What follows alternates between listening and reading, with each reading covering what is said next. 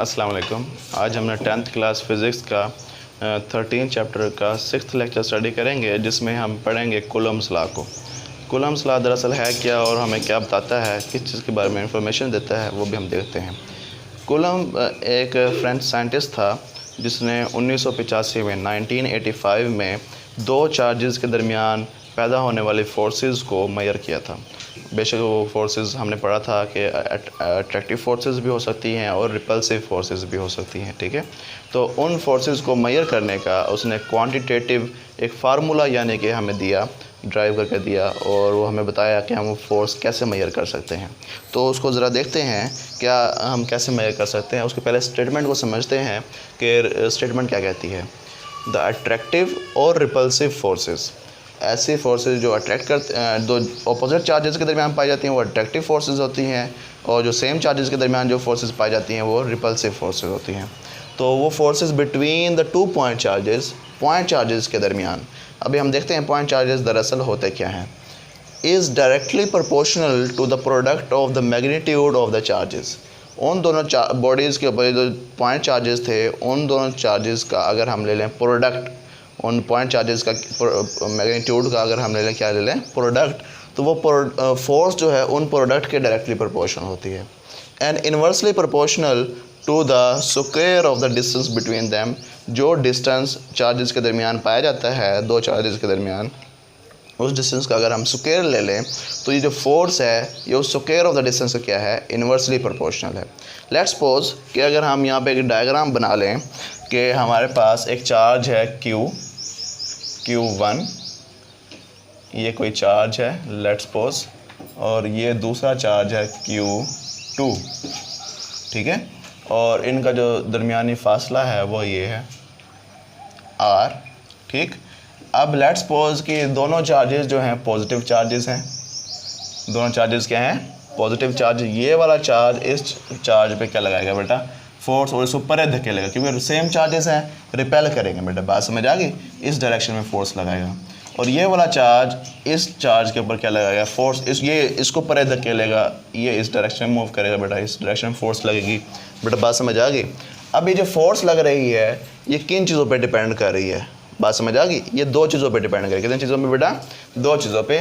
तो अब हम यहाँ पे लिखते हैं किन चीज़ों पे डिपेंड करती है। हमने डेफिनेशन से समझा कि एक तो ये जो फोर्स है ये क्या डायरेक्टली प्रोपोर्शनल है किसके, product of magnitude of the charges के।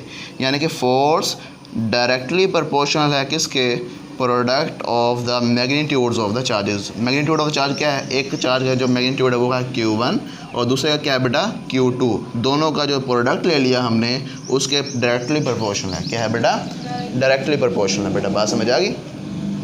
अब चार्जेस के दरमियान का डिस्टेंस कितना है बेटा, R। क्या डिस्टेंस है बेटा, R। अगर हम इसका रिलेशन फोर्स का R के साथ देखेंगे तो फिर क्या होगा, force is inversely proportional to the square of the distance between them. उन चार्जेस के दरमियान का जो डिस्टेंस बिटवीन है उस डिस्टेंस का क्या ले लें बेटा, स्क्वायर ले लें, तो वो क्या होगा बेटा, इन्वर्सली प्रोपोर्शनल होगा किसके, बात समझ आ गई। तो फिर हम लिखेंगे force is inversely proportional to the square of the distance between them बेटा, बात समझ आ गई। ये दो हमने एक्सप्रेशंस लिखी हैं, एक ये और एक ये हमने कहाँ से लिखी हैं बेटा, ये डेफिनेशन से लिखी हैं। कहाँ से लिखी हैं बेटा, डेफिनेशन से। कि हमने कहा कि अट्रैक्टिव और रिपल्सिव फोर्स जो होती है चार्जेस के दरमियान वो डायरेक्टली प्रोपोर्शनल होती है to the product of the magnitude of the charges के प्रोडक्ट मैग्नीट्यूड का अगर हम प्रोडक्ट ले लें तो उसके डायरेक्टली प्रोपोर्शनल होगी वो फोर्स। एंड इन्वर्सली प्रोपोर्शनल, दो पार्ट हैं डेफिनेशन, एक तो डायरेक्टली प्रोपोर्शनल वाला है और दूसरा इन्वर्सली प्रोपोर्शनल। डायरेक्टली प्रोपोर्शनल कौन है, चार्जेस का प्रोडक्ट, और इन्वर्सली प्रोपोर्शनल कौन है, डिस्टेंस बिटवीन देम का स्क्वायर बेटा। And inversely proportional to the square of the distance between them बेटा, इन्वर्सली प्रोपोर्शनल है square of the distance between them के बेटा, बात समझ आ गई। अगर इन दोनों इक्वेशंस को, एक्सप्रेशंस को हम इकट्ठा कर लें, क्या कर लें बेटा, इकट्ठा कर लें फ्रॉम 1 and 2, नज़र आ रहा है इसमें यहाँ तक, अच्छा। फ्रॉम 1 and 2 हमें क्या पता चला कि फोर्स जो है वो डायरेक्टली प्रोपोर्शनल है Q1 Q2 के प्रोडक्ट के, और इन्वर्सली प्रोपोर्शनल है स्क्वायर ऑफ द डिस्टेंस के बेटा। इनको इकट्ठा कर लिया हमने इन दोनों को बेटा ना, ठीक है। जब इस एक प्रोपोर्शनैलिटी को अगर हम इक्वलिटी में कन्वर्ट करते हैं तो हम यहाँ पे लगाते हैं कांस्टेंट। क्या लगाते हैं बेटा? कांस्टेंट। कांस्टेंट की जो वैल्यू है, कांस्टेंट जो है वो बेटा यहाँ पे हम यूज़ करेंगे F is equal to K, और आगे बाकी फार्मूला सारा वैसे का वैसा, ठीक है। तो ये बन जाएगा क्या कि K क्या है? एक प्रोपोर्शनैलिटी कांस्टेंट। K क्या है बेटा?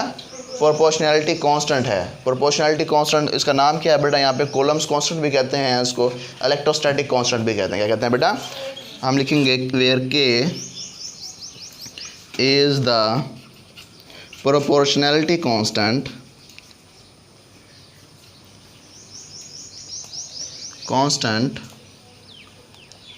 known as हाँ बेटा कूलम्स कांस्टेंट या इलेक्ट्रोस्टैटिक कांस्टेंट। बात समझ आ गई? तो कूलम्स कांस्टेंट या इलेक्ट्रोस्टैटिक कांस्टेंट एक ही चीज़ के नाम है बेटा, ठीक है। उसको हम किसी से रिप्रेजेंट करते हैं? K से, ठीक। तो ये हमने फार्मूला ड्राइव कर लिया है किसका बेटा? किसी भी दो चार्जेस के दरमियान फोर्स मालूम करने का। याद रहे कि ये जो चार्जेस होने चाहिए वेरी स्मॉल मैग्नीट्यूड के चार्जेस होने चाहिए। क्या होने चाहिए बेटा? स्मॉल मैग्नीट्यूड के चार्जेस होने चाहिए, उनके दरमियान ये फोर्स मालूम करने के लिए इस्तेमाल होता है। अब देखो ज़रा गौर से कि Q क्या है? Q एक चार्ज है Q1, उसकी मैग्नीट्यूड है। Q2 क्या है? दूसरा चार्ज की मैग्नीट्यूड है। और R क्या है बेटा? डिस्टेंस बिटवीन दैम, ठीक है।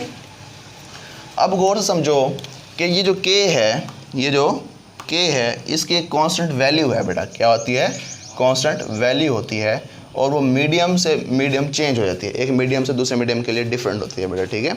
अब देखो कि K का जो फार्मूला है वो मैं लिखता हूँ यहाँ पे, और वो आप लोग भी लिख लें। K is equal to 1/4 pi epsilon naught, ठीक है। अब ये आपके नॉलेज के लिए जस्ट, ये बुक में तो नहीं है आपके, 1/4 पाई एप्सिलॉन नॉट। तो इसकी जो वैल्यू होती है 9 × 10⁻⁹ न्यूटन मीटर स्क्वायर पर कॉलम स्क्वायर बेटा, है बेटा। 4 पाई एप्सिलॉन नॉट, क्या पढ़ते हैं इसको? एप्सिलॉन नॉट, क्या पढ़ते हैं?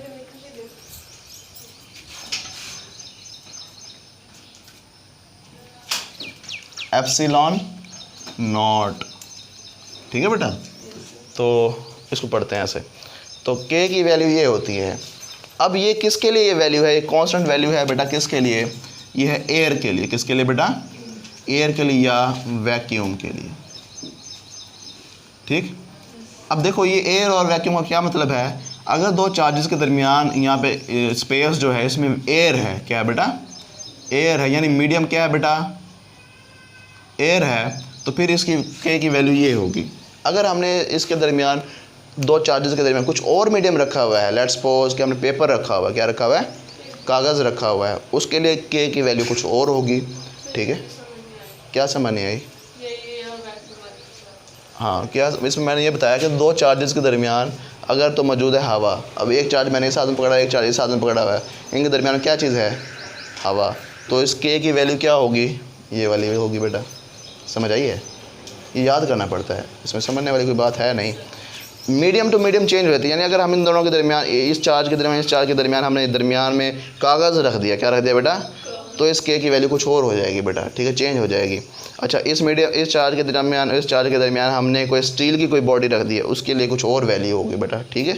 तो ये हमने और कोई हमने रुई रख दी है या काटन की कोई चीज़ रख दी है, तो फिर वो कुछ और वैल्यू होगी बेटा। मीडियम चेंज करने से K की वैल्यू क्या हो जाती है? चेंज हो जाती है। डिपेंड करती है किसके ऊपर? मीडियम के ऊपर बेटा। नेचर ऑफ द मीडियम क्या है हमारे पास, ठीक है। तो ये हमारे पास क्या था बेटा? K की वैल्यू आ गई। अब देखो ज़रा कि हमने कहा था पॉइंट चार्ज क्या होता है। पॉइंट चार्ज ज़रा देखो, ऐसे चार्ज को हम पॉइंट चार्ज कहते हैं। दरअसल साइज़ पर डिपेंड करता है। अब देखें चार्ज का जो साइज़ है, लेट्स सपोज ये एक छोटा सा चार्ज है हमारे पास, मैंने रेड डॉट लगाया है बेटा, ये दूसरा छोटा सा चार्ज है बेटा, ठीक है। अब देखो ये जो साइज़ ऑफ द चार्ज है ये बहुत स्मॉल है as compare to the distance between these two charges. इन दो चार्जेस के दरमियान का डिस्टेंस जो है वो बहुत ज़्यादा है किसके मुकाबले में ज़्यादा है? As compare to the size of the charges. ऐसे चार्जेस को हम क्या कहते हैं बेटा? पॉइंट चार्ज कहते हैं। क्या कहते हैं बेटा? Point charge. बेटा बात समझ आ गई? ये आपकी बुक के टॉपिक के आखिरी लाइन में लिखी हुई है बेटा, टॉपिक के लास्ट लाइन में। तो बेटा ये लिखोगे कि ऐसा चार्ज जिसमें साइज़ ऑफ चार्ज जो होता है वो बहुत स्मॉल होता है, वेरी वेरी स्मॉल। इस तरह से लिखिएगा, वेरी वेरी स्मॉल। ठीक है, किसके मुकाबले में बेटा? सेपरेशन या डिस्टेंस बिटवीन द चार्जेस। बेटा बात समझ आ गई? साइज ऑफ द चार्ज क्या है बेटा? बहुत स्मॉल है as compare to the distance between the charges. तो ऐसे चार्ज को हम क्या कहते हैं? पॉइंट चार्ज कहते हैं। क्या कहते हैं बेटा? Point charge. ये तो हमने देखा कि फोर्स जो है वो क्या है बेटा? दो सेम चार्जेस के दरमियान है। कितने चार्जेस के दरमियान बेटा? सेम चार्जेस के दरमियान। और रिपल्सिव फोर्स थी। अब हमने देखा कि हमने यहाँ पे लिखा है कि फोर्स तो अट्रैक्टिव भी हो सकती है। क्या हो सकती है बेटा? अट्रैक्टिव। तो उसके लिए फिर क्या होगा बेटा कि हमारे पास एक चार्ज हम लेंगे पॉजिटिव Q1 और दूसरा चार्ज लेंगे हम नेगेटिव Q2 बेटा। समझ आ गई? ये दो हमने ऑपोजिट चार्जेस ले लिए हैं। ठीक, तो अब इनके दरमियान जो डिस्टेंस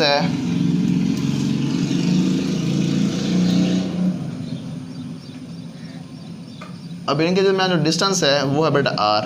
ठीक है,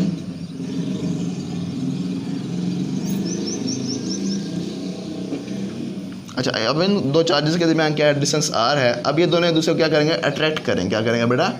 ये अपनी तरफ इस चार्ज को अपनी तरफ खींचेगा और ये चार्ज इसको अपनी तरफ खींचेगा, यानी कि ये वाला चार्ज इसके ऊपर फोर्स लगाएगा इस डायरेक्शन में।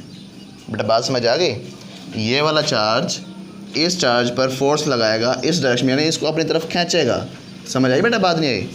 और ये वाला चार्ज इस चार्ज के ऊपर फोर्स लगाएगा इस डायरेक्शन में, यानी कि ये वाला चार्ज भी इसको अपनी तरफ खींचेगा। बेटा बात समझ आई? नहीं आई तो पूछ लो। तो दोनों की डायरेक्शन क्या है बेटा? इस तरह से हम ड्रॉ करेंगे। ये दोनों ऑपोजिट चार्जेस के लिए। किसके लिए बेटा? Opposite charges always attract each other.